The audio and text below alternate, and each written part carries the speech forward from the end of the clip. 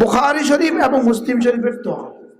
ঘুম থেকে উঠে যদি কোনো মুসলমান পড়ে লা ইলাহা ইল্লাল্লাহ ওয়াহদাহু লা শারীকা লাহু লাহুল মুলক ওয়া লাহুল হামদ ওয়া হুয়া আলা কুল্লি শাইইন কাদির সুবহানাল্লাহ ওয়াল হামদুলিল্লাহ ওয়া লা ইলাহা ইল্লাল্লাহু ওয়াল্লাহু আকবার ওয়া লা হাওলা ওয়া লা কুওয়াতা ইল্লা বিল্লাহ। আল্লাহর নবী বলেন এর দূর পড়ে তুমি যদি বলো রব্বি গফিরলি আও দা উস্তুজিব, রাসূল বলেন এই দোয়াগুলো পড়ে যদি তুমি বলো আল্লাহ আমাকে মাফ করে দেন, আল্লাহ তাআলা সঙ্গে সঙ্গে মাফ করে দিবে।